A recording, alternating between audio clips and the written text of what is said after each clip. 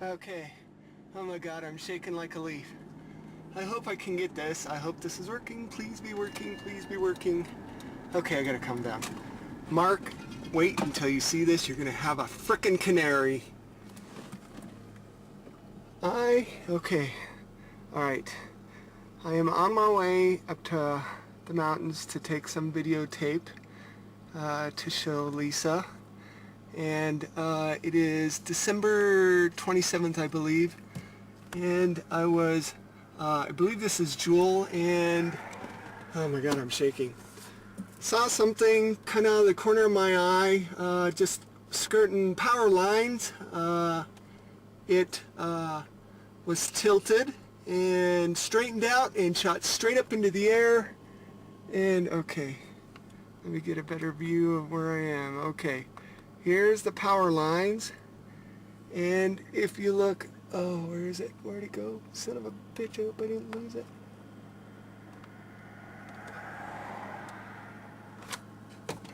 Okay. Pull over.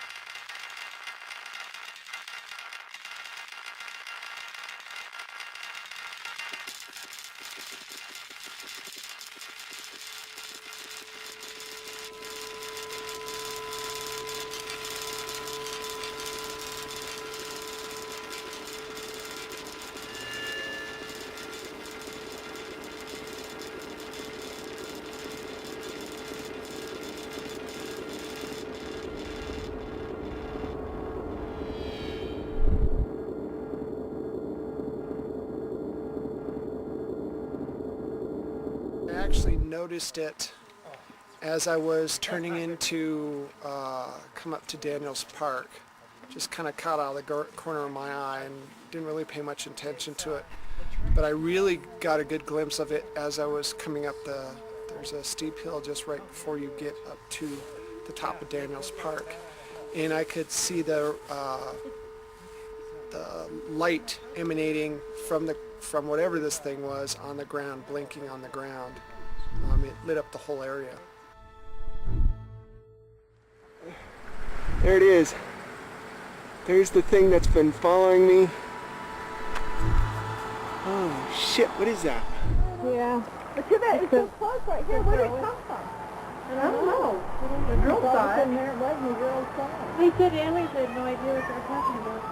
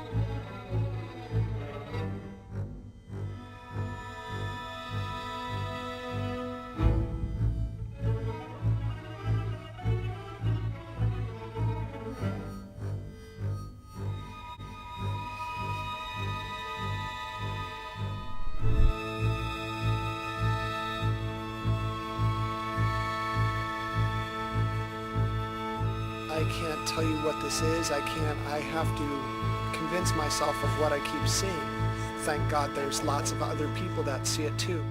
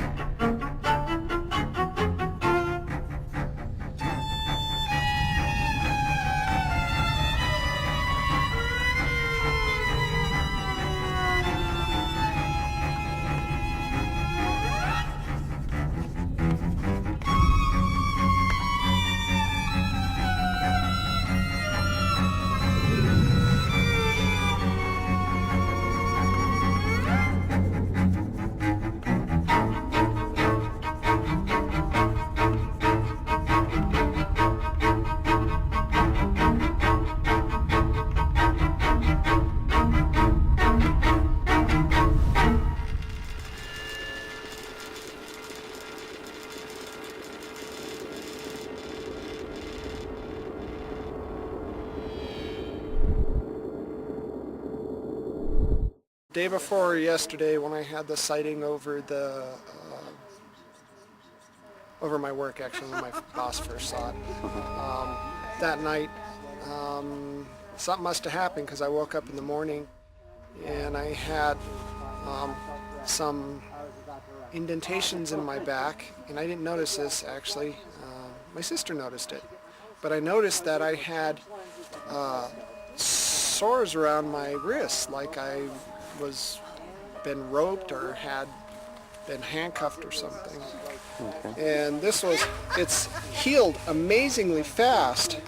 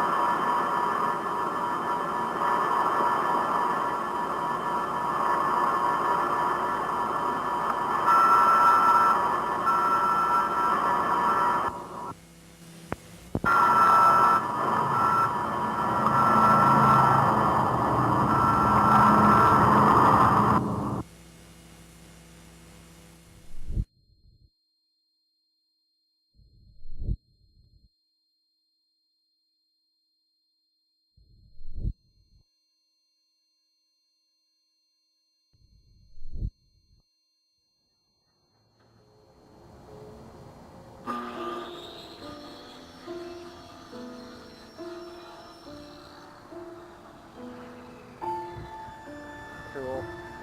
Hey, what's today's date? 8th of October? Yeah, it is. The 8th. Alright.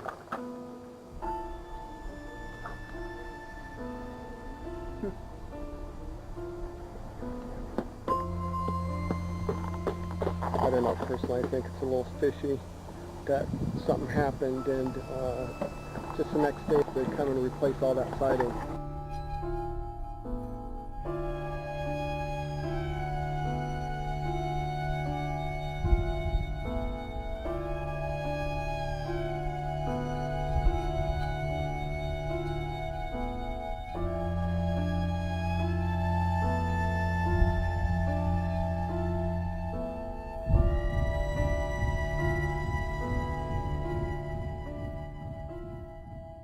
At 3 o'clock, the swimming was gone, the music was gone, everything was gone, and I could run up and down stairs. It was the creepiest thing. So if you lose power when you're sick, the next time everything's going to be fine? I hope so. we don't know, it's just really odd. We don't know. But where did you get the holes? It's a pattern, right? I mean, it's right in the line. It was there when I woke up at 3 o'clock. Well, I don't know what those, those lesions are on your leg, Ron. There's such a pattern that this, it's hard for me to cover this from any, insects or anything like that. More likely, I don't know, it could be the pressure. There's no rivets or anything on that immobilizer. But the immobilizer's gone. It just disappeared. I can't find it anywhere. It just disappeared? It's gone. You were at the pit? Yes, I did. I went to bed, it's gone. We looked everywhere for it. Where do you live? Yeah. I want to go investigate. I don't know. But anyway, your exam is fine today.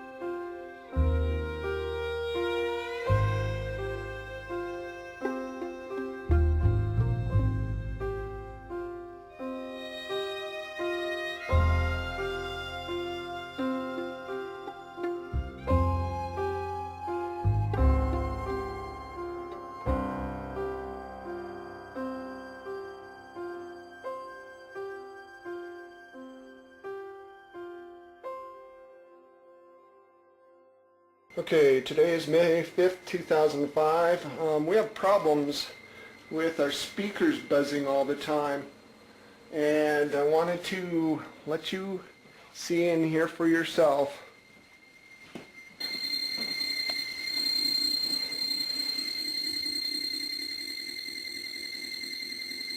Okay, once again, it's off. There's no power. I'd like to know how the hell they do that.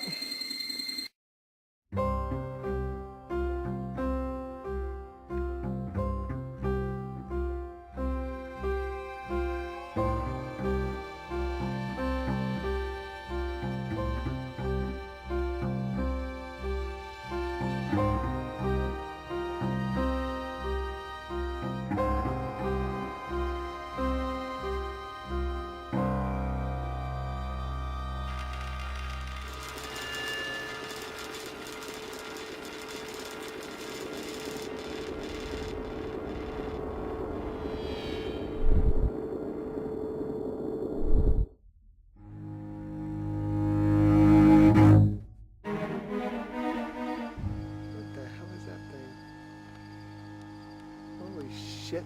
Oh my god, there it is. Oh my god. Oh my god. Holy shit, what the hell is that thing?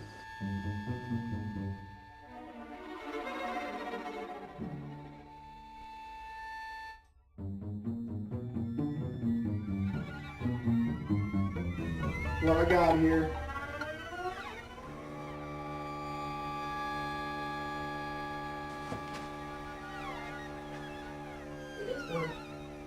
See?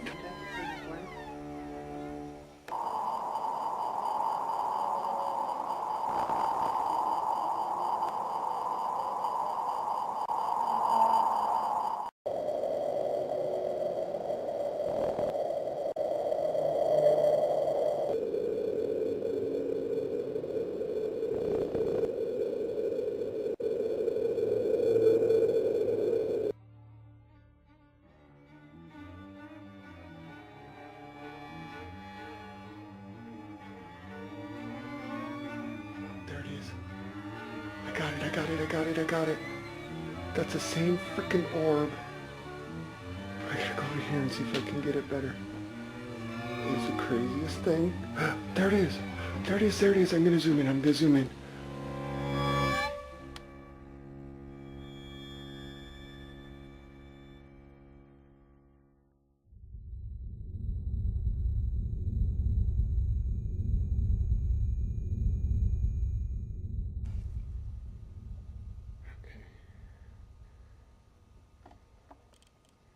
Keep it rolling there.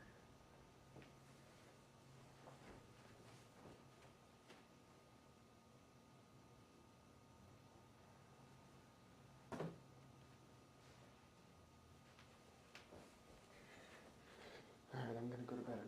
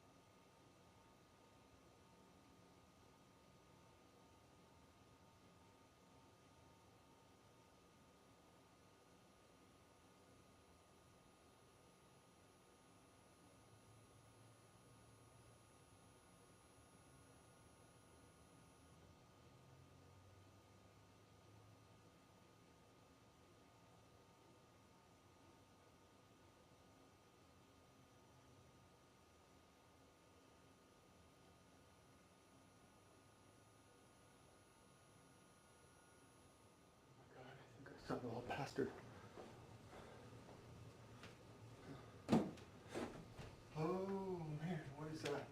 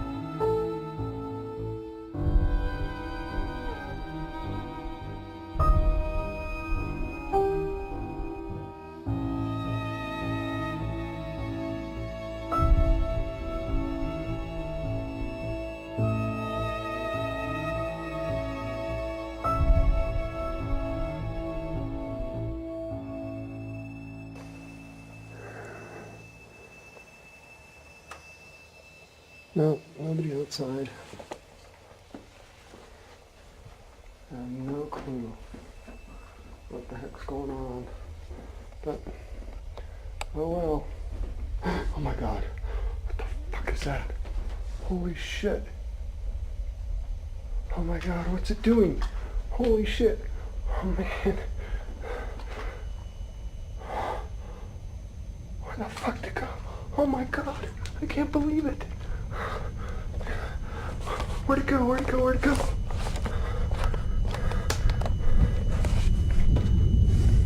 Holy shit.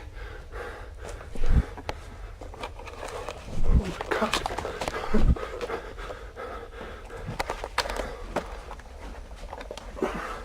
Is it?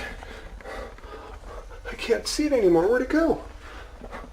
I can't believe that. I can't believe what I just freaking saw. Oh my god.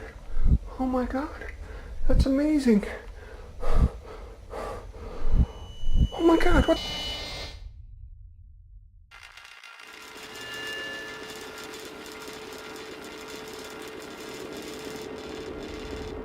Message delete. Press 7. Reply. Press 8. Save. Press 9. More options. Press 0. Resave. Urgent message. I apologize for being so forward. It did not take us long to get your phone numbers. Our surveillance is mostly for passive monitoring, but it does come in handy. I cannot tell you who I am for safety reasons, but I can tell you that your perceptions of Stan Romanek and his experiences are real. As you have probably noticed, Stan is slightly different. The way he thinks, the way he perceives the world, seems to be a little more advanced than usual. The interesting thing is that Stan has no idea who he really is. Okay, Lisa, hit the button. 1. Old message. Hello, Stan and Lisa. My intention is not to scare or alarm you, but to warn you. It is great that you are back in Colorado, but Colorado Springs was not a good idea. It seems you have moved into their backyard. Now it is easy for them to get to you. I know how stubborn your starseed, but please heed this warning and know that Lisa and the children are at risk also. Now listen, starseed. You know you are different. Follow your instincts and stay alert. This is too important. Soon it will all be revealed. And starseed, do not be afraid of what you are.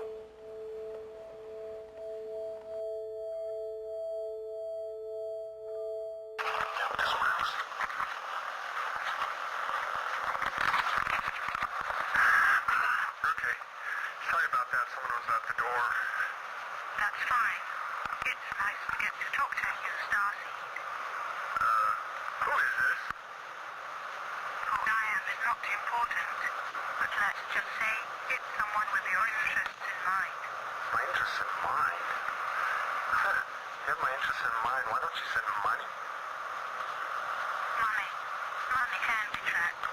You're smart. You will be fine. Just stop being so stubborn. Stubborn? Who is this? They're tracking us. I have to go. Good luck, Starseed. Who is this? Hello? Hello? This is freaking nuts. Lisa! It was her!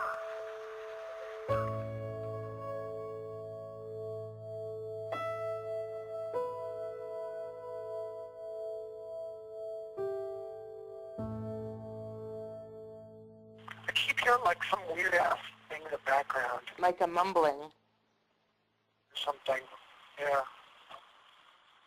Are you still there, Heidi? Yes, I am. What the hell was that? I don't know. That was really a neat sound.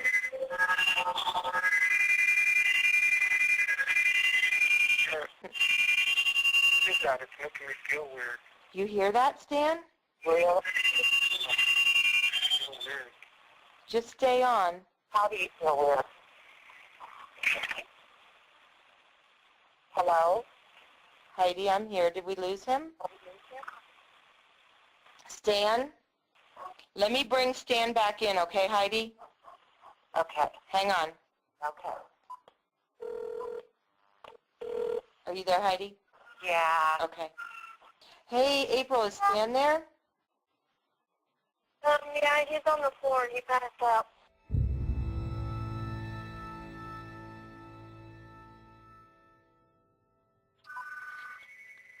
Hello? Victoria. Yes. Please tell Starseed we are sorry. We did not mean to affect him that way. It is to help him transition into the next step.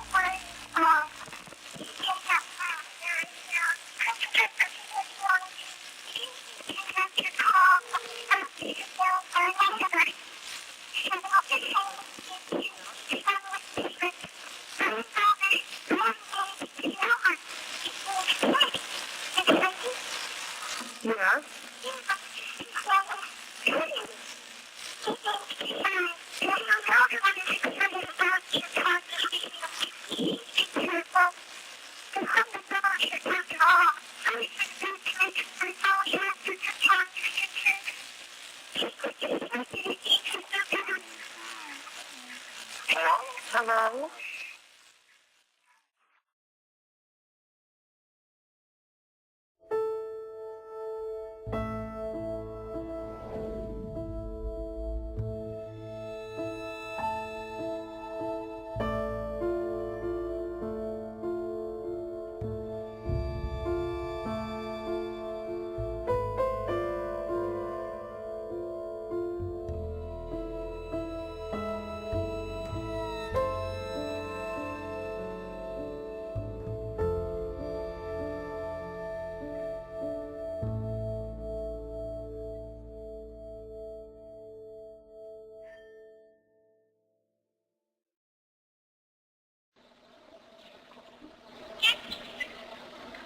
Yes? Hi. We can hear you. Is this Kioma? Yoma, hello. Kioma, are you there? Oh, sweet little girl, we can hear you. Can you talk louder? Hello? I think somebody's playing a joke on us. You're silly? Why am I silly? Okay, if this is Kioma, when are we going to see you in person again? Oh my gosh. Hello?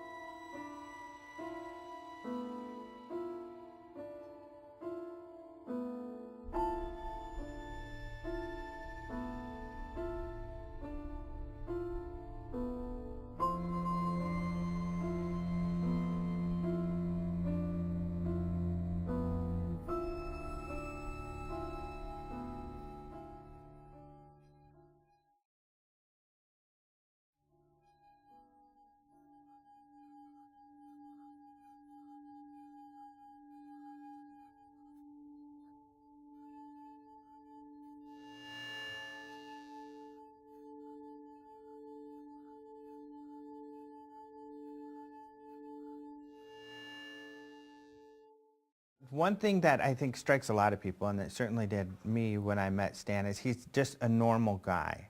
He's almost like a barometer, and you know, and when things around him change, it really affects him. My first thought was that he was highly sensitive, highly aware, what I would think of as the artistic personality. Answered questions quickly, appropriately. I was impressed. He seemed like a normal guy. Average person, nothing unique. They're a normal family. I mean, I saw their family life. They all seemed very honest and very sincere and down to earth. So. He wears socks, he wears shorts, he wears shirts. You know, it's not like an abductee is somebody who wears a tinfoil hat. They don't have moon boots. You know, he's very normal. But he has abnormal things happening to him, around him, but more for him. You know, it's pushing him to do something very important, not only for himself, but in a way for humanity.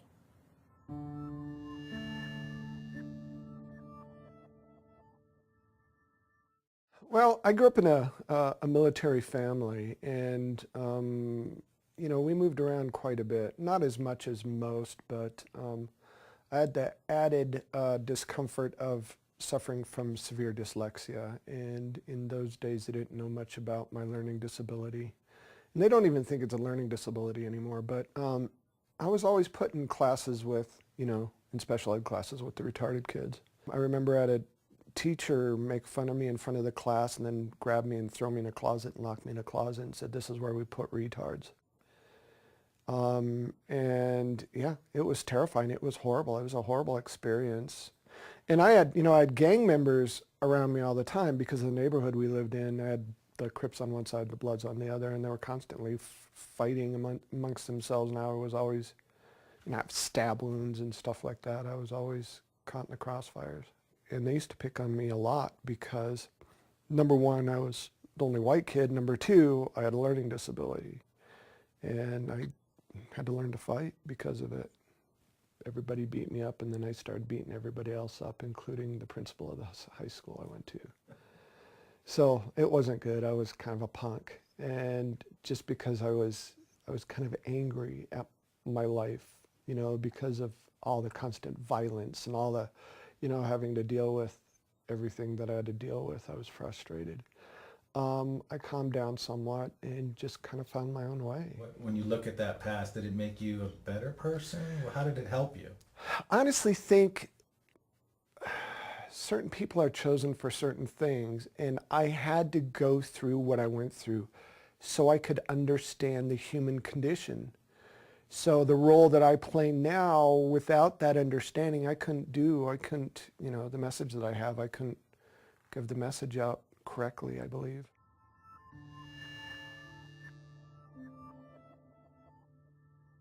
You know, when I was growing up, my opinion of UFOs was, I thought people were crazy if they believed in that stuff. You know, I just didn't believe it. There was no reason to. I didn't even pay attention to it. I was in my own little world, my own little reality bubble, and that's the way it was. I was taught that there's nothing out there other than us. God made us, and that's it. And so when this big event happened, it switched everything around. It literally took me a good 2 years to come to terms with what had happened. And stuff continued to happen through that time. And what makes it so different is when this stuff happened, there were other people around. I wasn't by myself like a lot of these that you hear about. Most of the stuff that happens with me, even now, only happens with a lot of people around. So it took a lot to shake my tree, but when it shook violently, and it changed everything.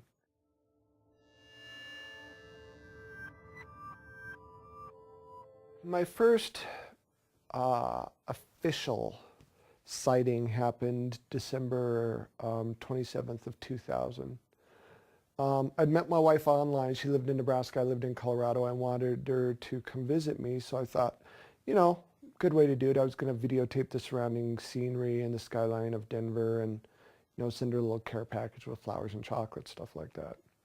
I decided to go the back way up to the mountains, and there were cars pulled off to the side of the road. Must have been 20, 30 cars pulled off the side of the road. And all these people had gotten out, and they were staring at something above the power lines that were off to my left, or I should say off to the south.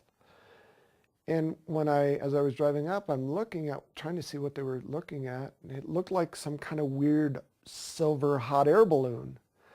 And I'm thinking, that thing's gonna crash into the damn power lines. And as I got closer, it's like, wow, isn't that the strangest hot air balloon ever? I got my video camera and started, trying to videotape this thing. As soon as I rolled down my window, this thing acted like it noticed me somehow. And it was actually tilted forward, and it was moving along the power lines, and it reorientated itself and literally shot to about 1,000 foot. Before that, it was maybe 100 foot off the ground, just right above the power lines. And again, 30-foot diameter, this thing wasn't small. I was fighting within myself, am I really seeing this? And if I am really seeing this, it has to be some kind of military thing, but how can the military have anything like this? Are they really that much more advanced, and blah, blah, blah, blah, blah. And then I get a hold of Lisa, I call her, and I explained to her, and I was upset. He called saying, you're not going to believe this. I don't know what this is, but turn on your web camera. I took the camcorder and I put it on the screen, and I put the camcorder up to the web camera so she could see it. I was very excited, and he was convinced he was insane. And I'm like, this is so cool. And she believed in this stuff and I didn't, so she kind of helped me calm down. I mean, he was just so excited, but scared. It was just that little boy in him where it's like, you're not going to believe this, and yet it's like, I don't believe this. This is too weird. This is too scary. But this is really cool if this is what it is, kind of a drama with him. It took a lot to convince me that anything like that was even remotely real.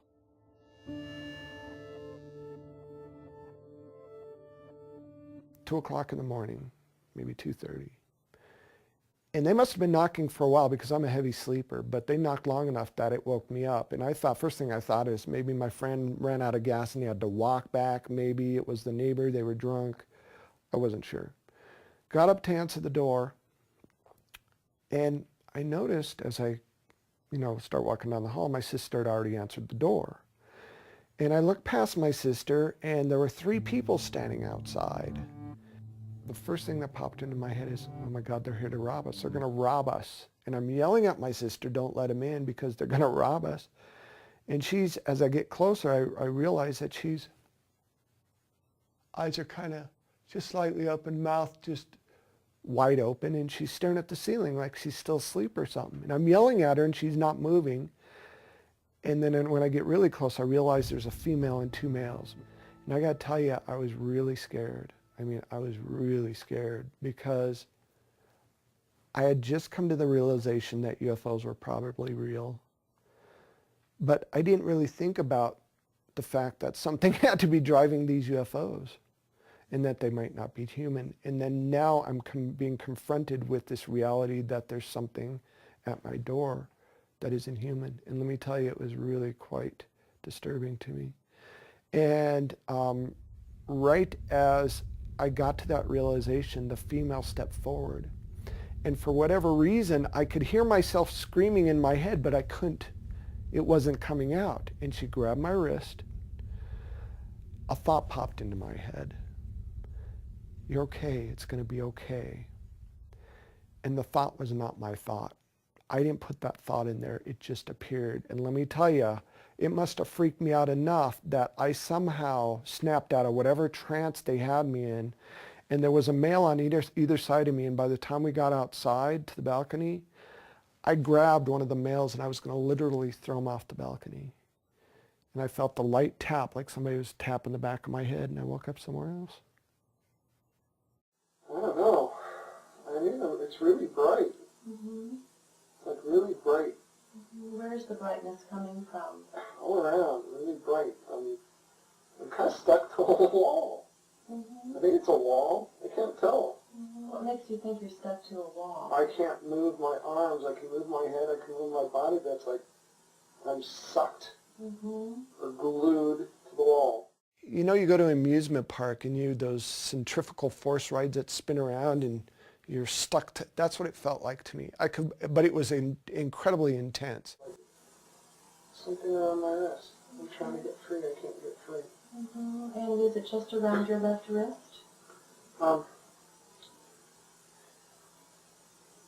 Yeah, it seems to be around my wrist, but I don't think that's what's holding me down. It looks like it's connected to something, but it's not holding me down. I could move my hands. I could kind of move my hand, move my feet a little bit, but I could not get free of this wall. And when I looked, it looked like it had quarter-sized copper pieces about their space maybe a foot apart all over the wall, just peppered the whole wall. And I had these copper bracelets on my ankles and on my wrists, and they had these tiny filaments, almost like hair-like filaments that were going to the wall. And if I wanted to, I could have snapped them, but for some reason I was stuck, so I couldn't do anything. I couldn't move. Well, they're turning me over. They're like turning me around, and I can't seem to move very much, and they're doing something to me. And they turned me around, and they started doing something to my back that hurt, really stung really bad, like they were cutting me or something. They're sticking it really far in my back. How can you tell how far it's going in? It hurts. So you can feel it. Yeah, but it's weird. She puts her arm on me and then it relaxed a little bit. And I felt another tap on the back of my head, and I woke up in the middle of the room on some kind of platform with the female standing right there. And she looked at me, tilted her head. Suddenly, an explosion of thought literally filled my head. It was so intense, it knocked me over, and I almost fell off the table.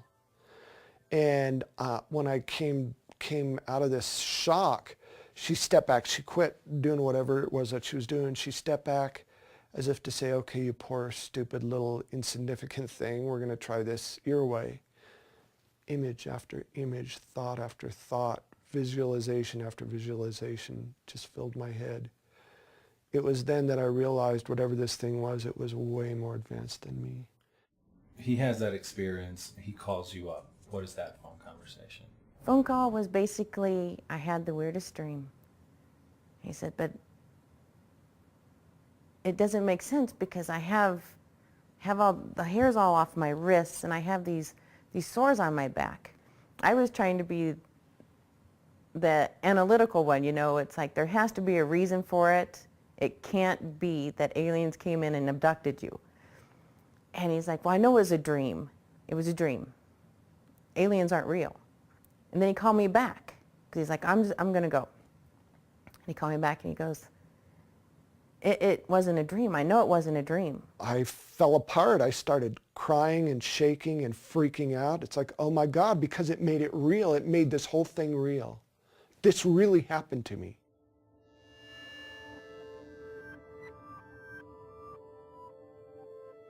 You know, when Deborah took me through the regressions, I started reliving all the pain. I started vividly remembering everything, every nuance, every sound, every painful experience, everything that happened. The most profound thing that happened to me was the part that I started writing down these symbols that I had stuck in my head.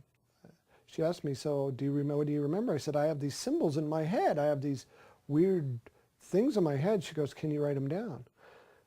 She gave me a big pad of paper and I think a marker. And I just started. I remember the symbols really clear. How do you, can you describe them? Oh God, I could write them down for you.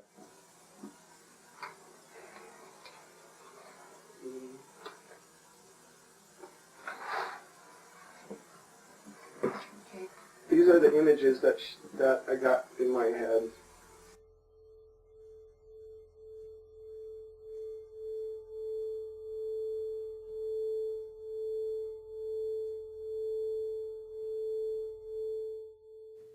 My first abduction experience really was about I think seeing who I was, maybe seeing how I developed, I'm not sure.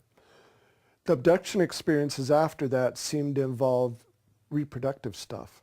They're really fascinated with our reproductive abilities and fascinated with our genetics for some reason. Or maybe they're manipulating our genetics. In my case, I think the latter is probably more true. Every time I'm up there with a woman, a human female, and usually it's the same one. Over the years, it's always been the same one. It's really bizarre. So are the two of you together or We are separately? together. We're together. Okay. And we're side by side, and we're being led into this other vehicle or room. Or okay. After they did whatever it was that they were doing, checking us out or whatever, they brought me and this woman into this room. And then what happens next as you're taken into that room? We're just sitting there, and then all these little kids. I don't know if they're kids. They're like little, they kind of look like kids. Mm-hmm. All these kids come up, and the lady's like starting to wake up, and she looks real happy, and she starts hugging them. Mm-hmm. And then she looks at me, and I look at her, and then we're both really confused. And mm-hmm. they're just these kids, and they come and hug my leg and hold my hand. And there were seven children altogether. There were varying ages, varying sizes, varying, you know, some of them looked more human, some of them looked less human, some of them had hair, some of them didn't. And I'm looking at these children, and I'll never forget,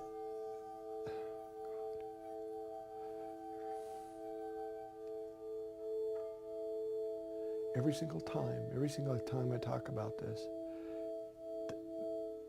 this one little girl comes up to me and hugs my leg. And I'm looking down at this beautiful little child hugging my leg, and I realized that this kid looks like me, and she's beautiful. But she's different because it's all about the eyes. She has these huge, oversized, almond-shaped, slanted, so blue they're almost violet eyes. Beautiful blonde hair, and she's just clinging onto my leg like, please, please don't let me go. I don't want to leave her behind. You don't want to leave who behind? The babies. The babies? What are you feeling right now besides the fact that you don't want to leave them? They're crying. They're crying? What tells you that they're crying? I can see them crying. They're reaching for me, and they're making me go. Mm-hmm. The children are making you go? No. They're taking me away from them. Stan basically was reliving his experiences. It wasn't even about remembering. And to sit there and watch as he physically experienced the pain inflicted on him was very hard. It was just heartbreaking to watch.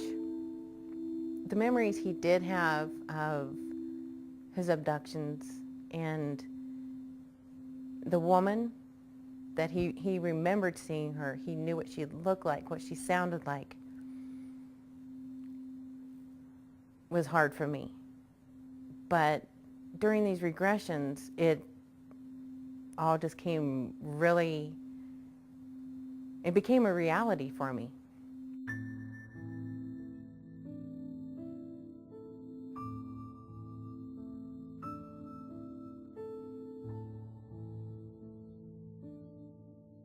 They kept looking at her, and Lisa watched me, you know, looking at her. She goes, you know, what's up? And I said, I know her from somewhere. I mean, I don't know where I know her. I know her from somewhere. And then it hit me like a lead balloon, like a ton of bricks. She was the woman I was with all this time, every time I was taken. It was the same woman. And we became very close friends. And it got to a point where it was kind of hard for Lisa because we had this weird connection, me and Victoria, this bizarre, unnatural connection. I was so wrapped up in the, the case and learning about it and learning what my role was in it and experiencing so many things around me that I wasn't focused on Lisa's feelings. When he found Victoria,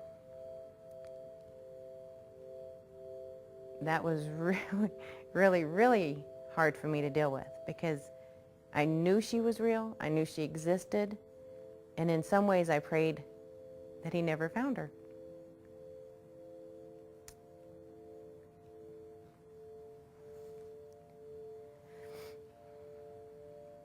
Because for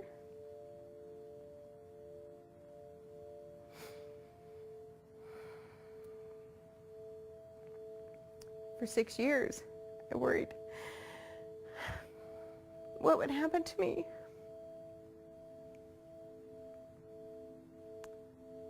As his wife.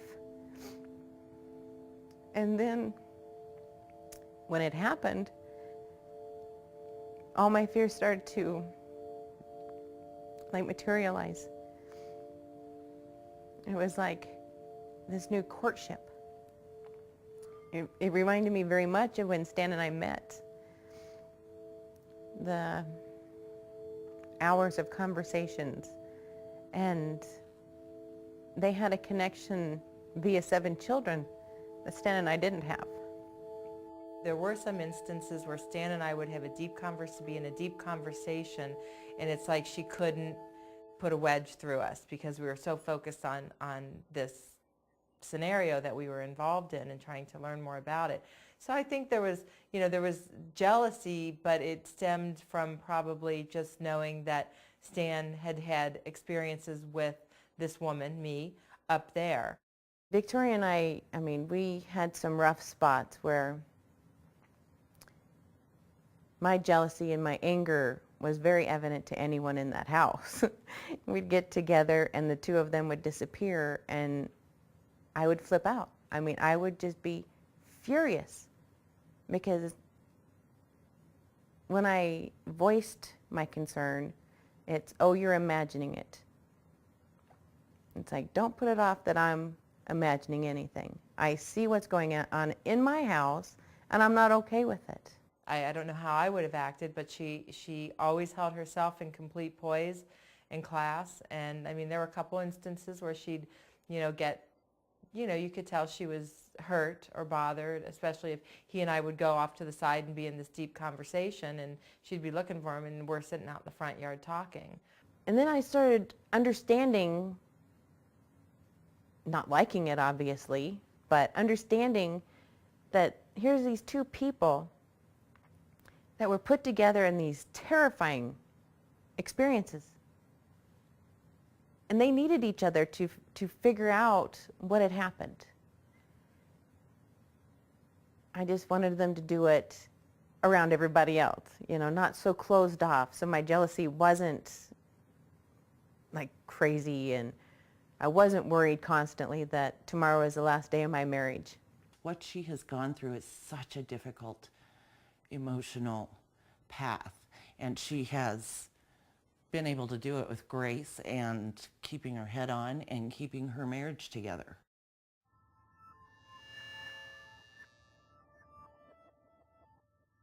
I have never doubted that my husband loves me more than anything else. And he knows that, obviously I'd give my life to support him. I would never lie for him, but I will support him. I'll back him up when he tells his story, when it's true, and the events are accurate. Otherwise, I call him out on it. It's like, no, that's not when it happened. So. Can I interrupt you for that? Mm-hmm. For a minute? You just said you would never lie for him. That's right, I won't. To your core, that's who you are. Absolutely.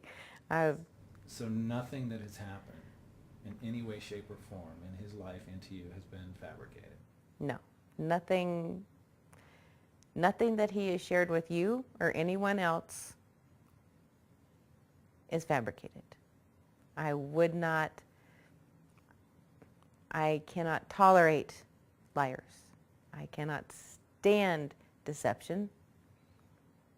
I would, if I thought Stan was lying about any of this, making any of it up, I would have walked away faster than anything. Love or no love. I wouldn't do it. He's not lying. Stan, no. When you live with somebody and the person is undergoing trauma and the person, you know, he has physical contact. In other words, this isn't just downloading of aliens.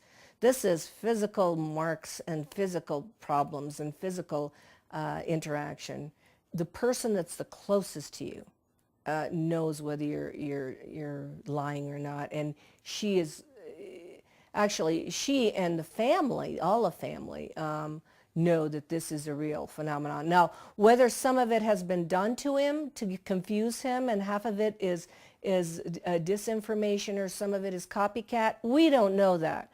But we know some of it is real. Do I believe everything that, you know, that's happened to him? Absolutely not, because I can't investigate everything that's happened to him. But I'll tell you what, out of all the things that he's claimed has happened to him, even if you believe 40%, that's a lot. That's enough right there. Just that 40% is enough to, you know, to believe that, you know, he's an actual abductee.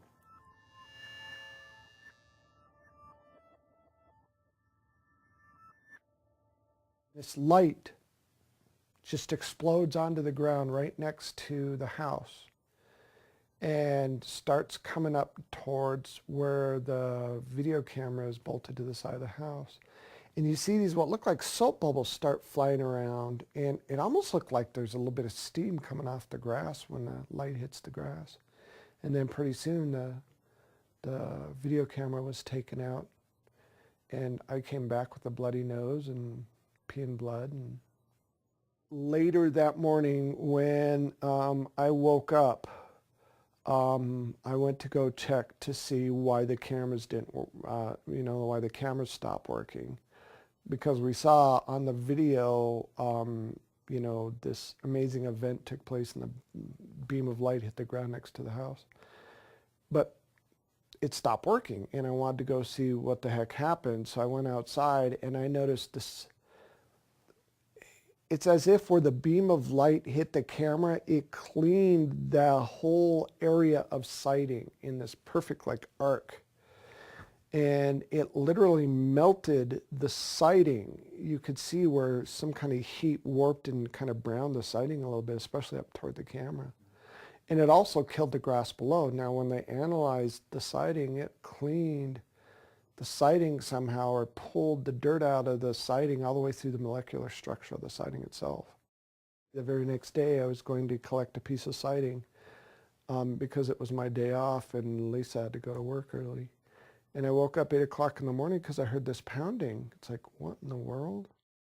I went outside to look, and there were two guys had taken down my surveillance camera and laid it in the grass, and they were replacing the siding of my house.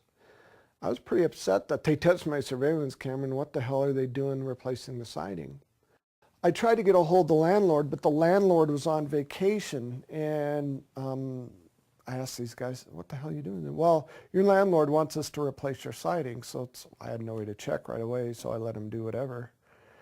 And I go, well, I want a piece of the siding. And I started rummaging through, and they got really irate. They said, no, absolutely not. We got to keep every little piece of it because we got to prove to your landlord we replace the siding. I knew instantly that there was something fishy about that whole thing. Well, about not quite 40 minutes had passed, and all of a sudden I heard a shop vac going. Well, I came running outside, and they were shop vacuuming the yard, and when they weren't looking, I grabbed a piece of siding. Even before then, I went and got my video camera because I wanted to videotape the whole incident because I didn't trust what was going on. And it's weird because they wouldn't look at me. I got them to tell me what date it is and made small talk, and they didn't even look at me to see that a video camera going. They just refused. They always had their back to me, constantly trying to turn their back. And when I purposely walked around to face them, they'd turn away. And so I grabbed a piece of siding, and after about 45 minutes, they shot back the yard. And I thought they went to lunch and were going to come back. They disappeared. says Bob sighting from Grand Island, Nebraska on the side of their truck. And all they replaced is where the UFO beamed my surveillance camera. That's it. And when I called the landlord said, I didn't ask for them to sight the house. Why are they sighting the house? I hope they don't charge me. So, and then the investigators looked up Bob sighting from Grand Island, and there's no such thing. No such thing.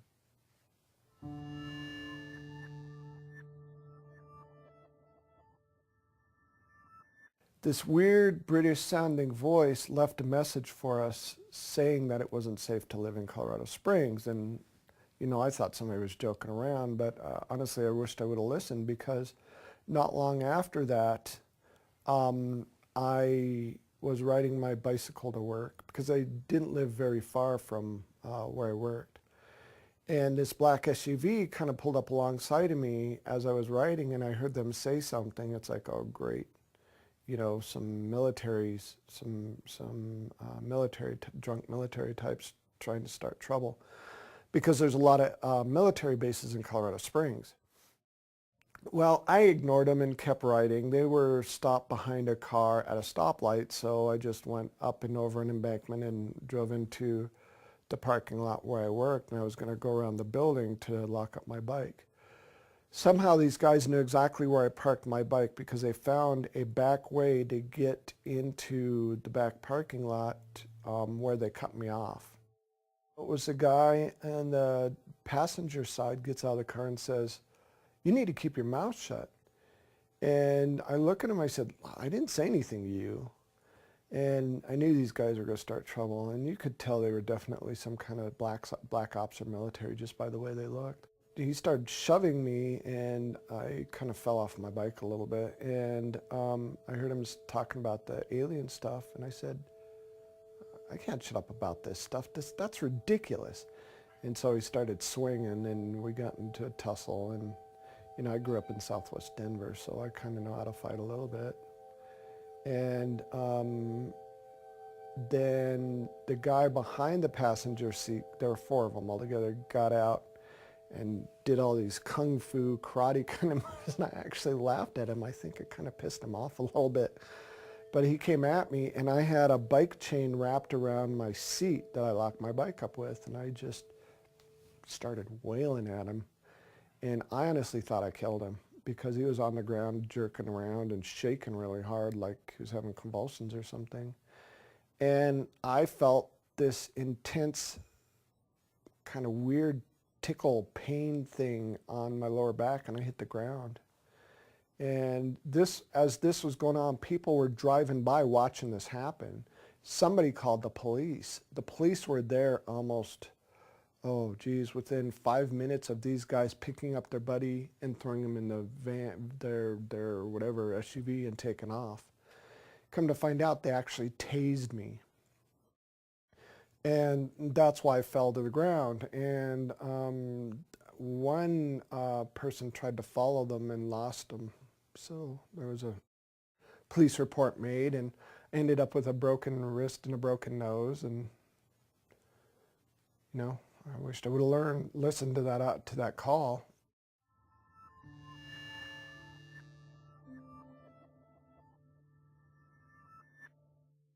This probably was the most significant event for me out of all of this that's happened so far. I'm still waiting for something more impressive to happen. It started out, I was painting the eave of my house, and I had grabbed for, I think it was for a brush to kind of brush the old paint off the eave, and I kind of fell off balance a little bit and literally fell 12 feet onto the ground, and I tried to catch myself. Trouble was, there was a wheelbarrow full of bricks just right beneath me, and I twisted my leg just right and tore the anterior cruciate ligament in my hamstring of my right leg. Went to the doctor. They told me I was going to need surgery that next Wednesday. I think this happened I think it happened on a Friday, so I was going to need surgery that next Wednesday. I had to wait through the weekend and everything. Tuesday night, something happened though. Usually when I get taken, what will happen is, for whatever reason, whatever power or whatever technology they use seems to blow the circuit switches, blow the breakers in the house. So Lisa woke up in the middle of the night because I was gone and all the breakers were blown. She could hear the breakers go or something. I don't remember exactly what woke her up. But when she tried to find me, I was completely missing. I was gone. I was nowhere to be found anywhere. She looked everywhere for me. She eventually got all the breakers flipped back on, all the lights back on, and she came in the house, and I was standing dazed, kind of dazed in the middle of the living room. Now, to me, I woke up and I was looking for Lisa. In reality, I was already missing, and Lisa was looking for me. We didn't really give it any more thought. We didn't give it a second thought. And we decided, you know, we'll just go back to bed. You know, it could have been a fluke, who knows. Well, the next morning, Lisa, I couldn't work because of my knee, so I was off work. And Lisa had to get up fairly early to get ready for work. So 6 o'clock in the morning, she got up. And she noticed this circle in my yard. And it kind of looked like the same circle that we had in our yard from a prior abduction. Now, what's interesting is Lisa woke me up to come look at this circle.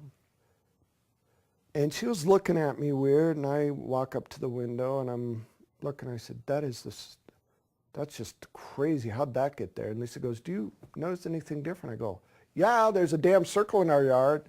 She goes, no, do you notice anything different?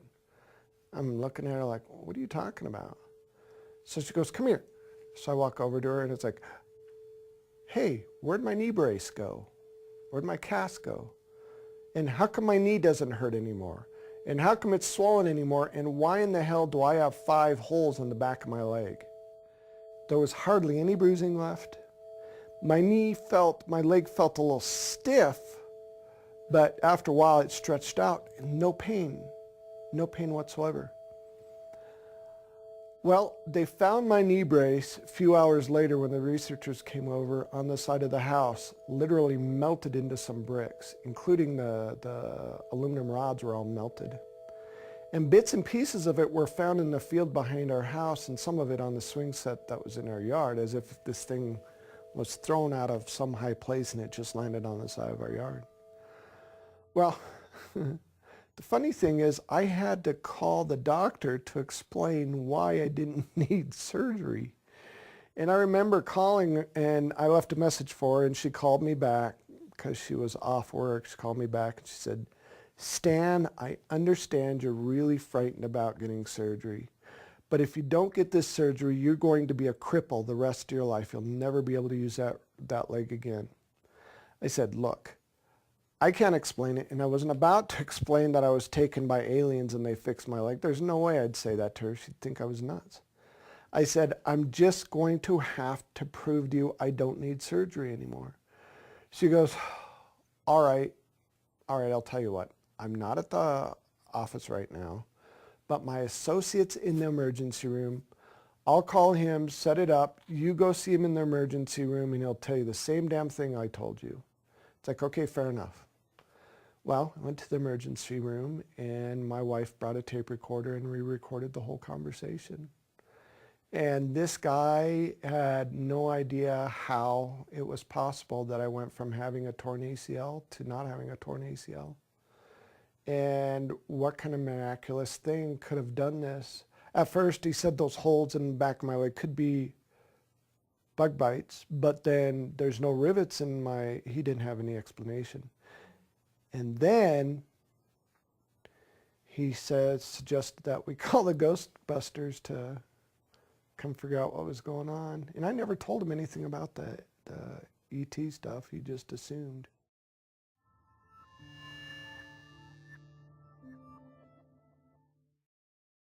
This video was pretty much the piece of evidence that put me on the map. It's also the one I get the most, what's the word? the most crap for, basically. You know, the debunkers try to, and the skeptics just will pick that thing apart. How it originally started, I got married, moved to Nebraska, and I was living in a town called Kearney, Nebraska. And I was watching TV and got up to get a drink of water when I noticed movement outside of one of the windows. And it's like, why the hell would somebody be looking in our window late at night? And then the first thing I thought was, oh my God, we got a peeping Tom trying to see my stepdaughters.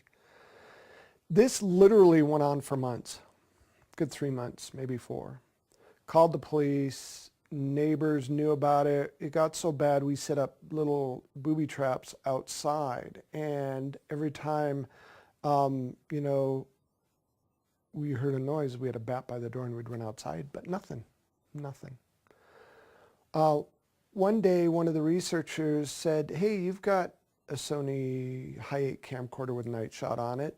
Next time you see movement out of one of the windows, grab your tripod, put on a tripod, point it toward that window and see what you can catch. Well, it happened, and I grabbed my camcorder and put the camera on the tripod and pointed it toward that window. And I went to the bathroom. I was sitting at the edge of the bathtub reading a magazine because I really wanted to catch this guy. I wanted to give him a little time to look in the window. And I was reading the magazine, and there were 2 flashes of light. And the second flash of light was so bright it almost blinded me, and I had the door almost all the way shut. It's like, holy crap. So I looked, and I kind of ducked back, and then I kind of looked again. I see this head pop down, and it's like, yes, I got him. Finally got the little son of a gun. And I went to go look out of the window to see if I could see this guy, and I saw what I thought was a small child running toward the backyard. Whatever it was clipped the bush next to the house and stopped as if it heard me or something and slowly looked back at me. And what's interesting is I thought it was a full moon because I had a real good visual of this thing, whatever it is. And come to find out there was no full moon, so it might have been something else over our house that night.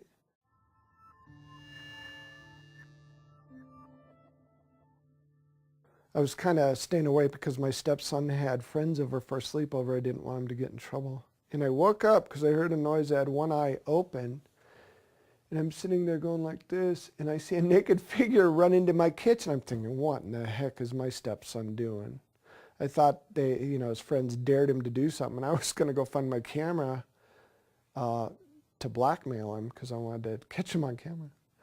I went upstairs, and they were still asleep. I kind of woke one kid up, opening the door. I said, I heard a noise, and then went back to sleep. Went back downstairs, made sure, there was nobody messing around with me. I was just about to turn off the camera when I see this figure looking at me through the sliding glass door, blinking, moving. It's like, that's got to be somebody in a costume or some kind of puppet or something. I got closer. He closed his eyes slowly, and as if he was trying not to make a sudden move, he slowly just moved off to the left and disappeared. It's like, holy crap. So I'm looking outside to see if, there's somebody holding like a puppet or something, and there's nothing.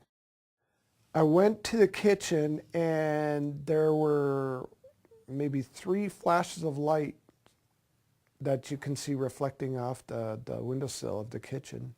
And I woke up on the ground 45 minutes later, only remembering seeing the flashes of light. I didn't remember actually being in the window till I looked at the VCR.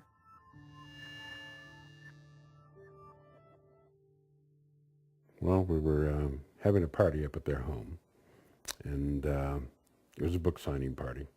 A surprise party for Stan. One of the things that we try to do is make sure someone is with Stan at all times, so that if something does happen, if he sees something, that there's a witness there. It was raining outside, and I was looking out the window, being really grateful for the friends I had, when I noticed this little girl at the edge of the driveway. Stan had seen the little girl outside, and it was raining. He's like, come here, Victoria, look at the little girls out here. And I'm like, Stan, it's probably just a neighbor kid. Just get in. I'm not going out there. It's raining. You know, and it was after that that I said, I will never not pay attention if Stan Romanek says, hey, look at this. This is unusual. I had my porch light on, and it illuminated the yard up enough that I could see this little girl standing in a gray jumpsuit at the edge of the driveway. She had dripping wet hair, and I'm thinking, it's 9 o'clock at night, it's raining, this girl's wearing a jumpsuit. What parent in their right mind would let their little daughter out in the rain like this? And why is she wearing a jumpsuit, and why is she staring at me? I remember Stan going outside. He said he wanted to go outside for a little while. And it was kind of funny because then my friend Rick comes over and he goes, where's Stan? And I said, he went outside. He's like, is he alone? And I said, yeah. He's like, oh, I better go. Damn it. Let me know whenever this happens. So I went outside immediately. I was looking for a flashlight. All I had was my camera, and I was using my camera as a flash because I wanted to see what this little girl wanted, and she ran away again. And it was by chance that I clicked the camera just in time to get a picture of her looking from behind a tree, looking out from behind a tree. And I was so dumbfounded and amazed by this picture. All I could do was sit there and stare at it. He had an odd look on his face, just dumbfounded. And I joked with him. I said, hey, Stan, how are you? Doing okay? He didn't respond. He just he stared at me. And I was speechless. I couldn't say anything. He goes, Stan, are you okay? And I just showed him the picture. He goes, oh my God, you have to show everybody this picture. This is the most amazing thing I've ever seen. When we got back into the party, I told everybody, I want everybody to listen for a second. And I said, I need everybody's attention right now. Something appeared to have just happened outside. And I'd like every one of you to look at what's on the camera here. And her eyes were really large. They were very large, almond-shaped, human eyes, but very, very large. It was more than a photograph. She was on top of that camera, emoting emotion. It was a moving moment. Many people just started crying. They didn't. There was something so profound about what appeared may have just happened. So this was really strange, and we're all, you know, kind of freaking out about this. Everybody had taken a look. So I kept telling him, let's get this on the computer, let's get this on the computer. Nobody said, go put it on your computer, go put it on your computer so we could see it bigger. I took 2 steps down the stairs to go to my office. Beep! The pictures disappeared. We checked. It was off the camera, not there. The shots before it were there, the shots after it were there. Every single person that was at that party saw it before it disappeared. And then he received a phone call. And then 2 minutes later, the phone rang, and somebody handed me the phone, and I answered it. It's Daddy, don't worry, I love you. I'm okay. I started just crying and crying and crying because I knew in my heart that it was. And then it all come flooding back. That little girl that was hugging my leg was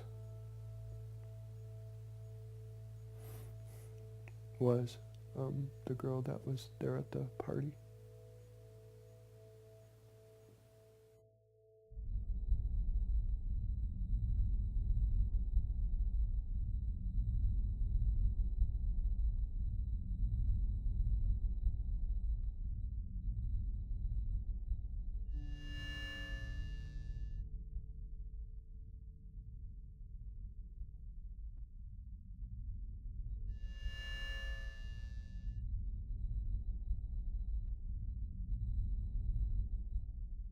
When I ran across his video of his first UFO sighting, I was really intrigued.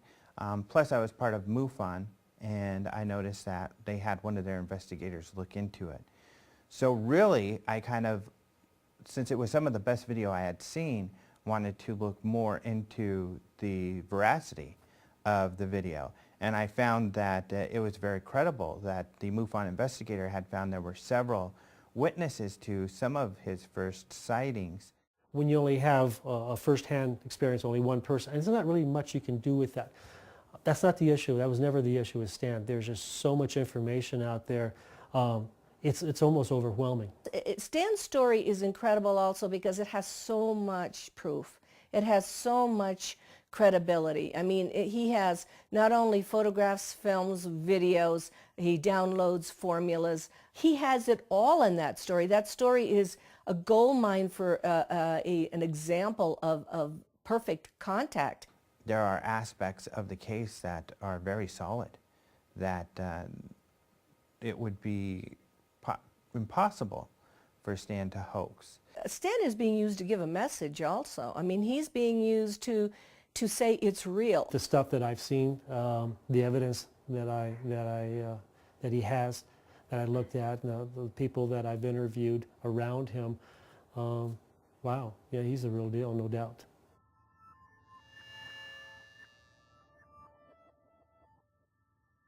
My name is Claude Swanson. I'm a physicist. Undergraduate degree in physics, MIT, class of 69. PhD in physics from Princeton, class of 76. I did engineering consulting with the government through consulting companies for 20 or 30 years. What got me into physics was my real true love, which is what's called unified field theory, which is like the theory of everything. It's like the deepest questions of science, how things really work. For me, the enduring thing is that if you put together this particular set of equations, you'd have to know a lot about physics, okay? And from what I've seen of Stan, he doesn't. You'd have to know a lot. And there aren't many people who would be smart enough to be able to choose these particular equations and put them together. Most people would pick a random set of equations, you know, or they pick something that looks complicated, that maybe has no meaning to it. These equations actually relate to propulsion and faster than light travel. I mean, I think one thing that they give is a sense of credibility to Stan. That if these equations are beyond what he could come up with on his own, then they are an indication of a higher intelligence interacting with him. The more I have looked into them over the years and the more I've figured out different pieces of it, the more impressed I am that they seem to actually describe how they do some of the things that we find anomalous, how they go faster than light, how they get from some distant star to here. In our current science, even maybe 20 years ago, those things were viewed as impossible. What's been happening in the past 15 years or so is there's a group of leading edge scientific thinkers who seem to be following along a similar path, who, and they're not the mainstream scientists, but there are more and more indications that seem to back up the equations that Stan has been writing. So there's a trend here, a growth that kind of says, you know, these might really work. One of his equations relates to a solution that was found in the 90s by a physicist named Alcubierre, a Mexican physicist, that is the first proposal for how you could take gravity and make faster than light travel from it. He found a solution, a mathematical solution that gives you a warp drive. Okay, that's what they called it.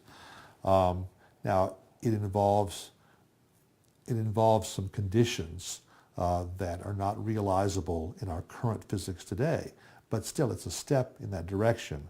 And as you look more into it, you find, and that's one of Stan's equations. And as you look into it, the other people, Puthoff and Robert Dicke, whose equations also show up in Stan's work, they're also working on the same idea, how to change space-time in ways we didn't know was possible before. Right now, what I'm picking up is that there's a theme. And the theme is that it is possible to get from there to here. Our present conventional view is we couldn't have ET visitors because it takes too long for them to get from there to here at the speed of light or less. But suppose there are ways of warping space and time or going faster than light. And that's what some of these equations are hinting at.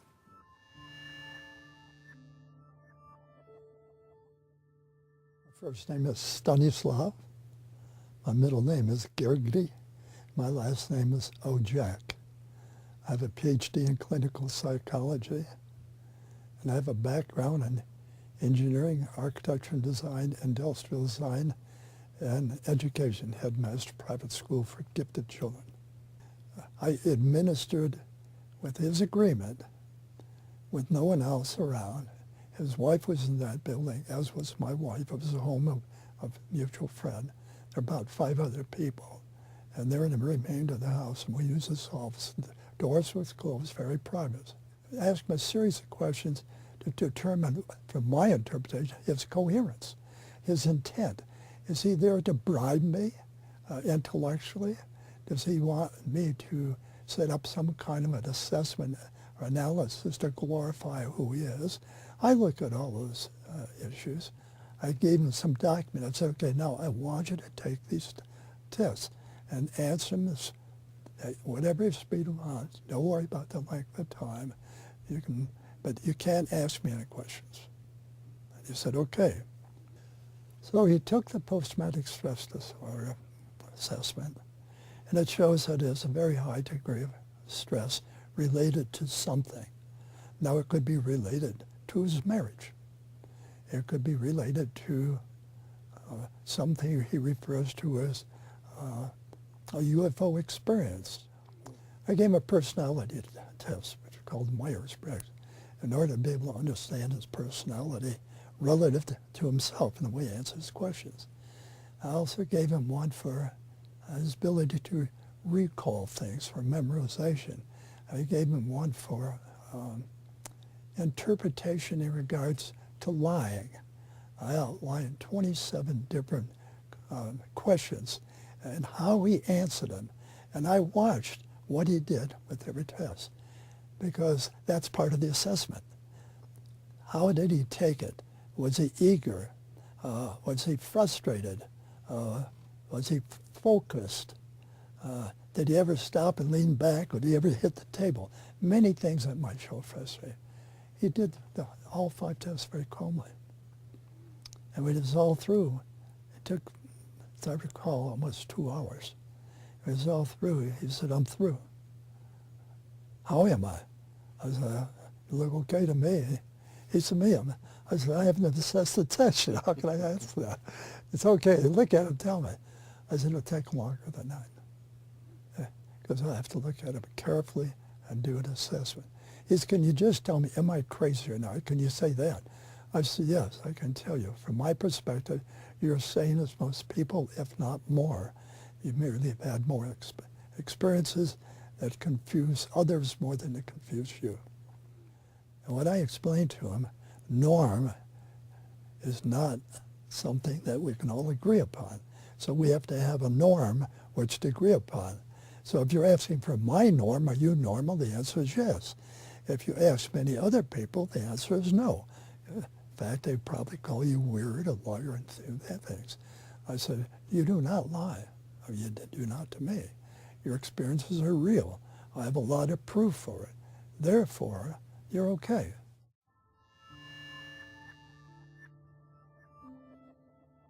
My name is Leo Sprinkle, R. Leo Sprinkle, PhD. I'm a counseling psychologist in the state of Wyoming. I teach self-hypnosis to people who wish to learn the techniques, not only to relax the body, but to focus the mind. So from a standpoint of general mental health, these techniques are useful. Some people may not like the word hypnosis, so if they don't like the word hypnosis, let's use meditation or daydreaming, image rehearsal for athletes, goofing off for teenagers. The task is to assist a person to recognize that within each person is more awareness, more knowledge than he or she may consciously be aware of. So on a scale of 1 to 10, with 1 being insignificant, 10 being the most significant ever, where does Stan's... 9. Stan's case is important from the standpoint of everyday people who want something that they can put their hands on. There's a photograph, you know. Here's a telephone call from an electronic voice that can't be traced. Here is a equation that the physicists are puzzling over. That kind of information means that Stan, as a person, doesn't have to be honest, doesn't have to be nice, doesn't have to be likable. He is nice and he is honest and he is likable, but he doesn't have to be because he's got all this information around him. He has been willing not only to share the photographs, the films, the phone messages, he's been willing to work with other people and write books and to create film, so that not only his story, but the people who are with him, their stories are being documented and being shared. To me, it's part of the ongoing process. So my view is if a person has several sightings, and then they have a job, they have a task, they have a duty, they have a chore, it may be merely to recognize it and accept it and talk about it with friends and family, or it may be something beyond that. And so with Stan, the fact that he had already been willing to go through hypnosis, the fact that he had already been willing to talk about it, and the fact that he had information beyond what most people have, and that he's dyslexic, all of those things said to me that he is a messenger. And so that's why I asked him when I was with Alejandro and with him and Lisa, do you think of yourself as a messenger? And he said no. But as he talked with his wife and as he went on further, then he began to realize he may not think of himself as a messenger in the sense that he has a message.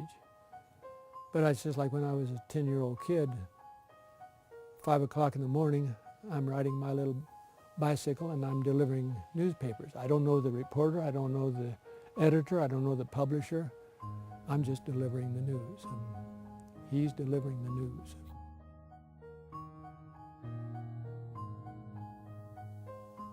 He's probably a vehicle for some group or some race to give a positive message to the planet. But, you know, he's human.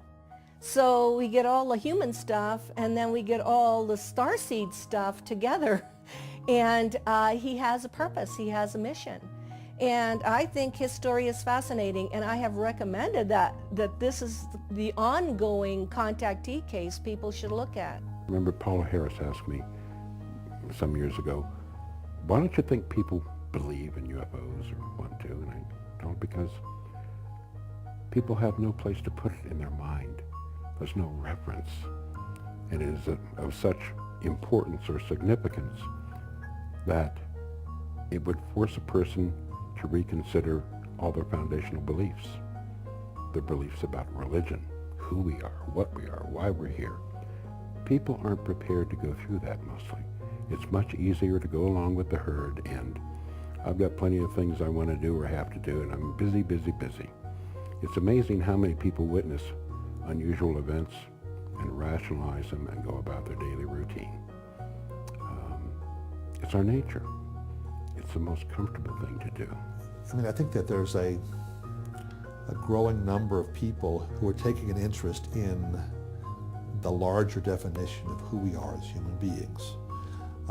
There are thousands, tens of thousands of people who've had near-death experiences, who've been dead clinically on the table, the operating table, the heart operations, things like that. They've experienced the other side, as they would say. There's a uniformity in what they're reporting, that there is another side, that they come back saying we are powerful spirits here in these physical bodies trying to have a human experience. There are these higher dimensions, okay, and we're all kind of learning and growing in these experiences. And a lot of what they say seems very consistent with the lessons that are coming out of these ET contact cases, trying to learn who we really are as human beings, to expand our own consciousness, our own understanding. Bottom line, even Stan, I think, understands this, that the group, and there's several groups visiting the planet, the group that he's involved with have some kind of spiritual message, some kind of evolution of humanity that they want to happen. At the soul level, this is big time. Because in my opinion, our souls are recognizing that this is a crucial time for humanity and for the planet. And so if we can bring ourselves at the human level to work together to collaborate, not only with ourselves but with the ETs, and then I think it's well worth it, and it'll be worth celebrating. Yeehaw. People always ask me, would you do this over again in a heartbeat? I would, in a heartbeat, because I've learned exponentially, and I get to look outside the box. His responsibility is to simply share his story, what he's experienced. And if it helps people who are in the same situation, that's very important to us. It's all about getting the message out. Every person, whether we are a researcher, whether we're an investigator, whether we are a viewer, whether we are a contactee, or whether we're a fan or a foe of a contactee, each of us has our story, and each of us is unlocking inside. Why am I afraid of ETs, or why do I love ETs, or why do I wonder about humanity? Each of us has our own story. I have definitely gone from ignorant, disconnected, frightened, to enlightened. I have. That's what this is about. That's what my message is about. There's more stuff out there. And it's time for the human race to grow up. It's time for the human race to know who they are. It's time for the human race to understand that there's more than just themselves. It's really easy, but it's very daunting. All we have to do, the human race, is understand that we're not alone, and it changes everything. But trying to get thousands of years of, society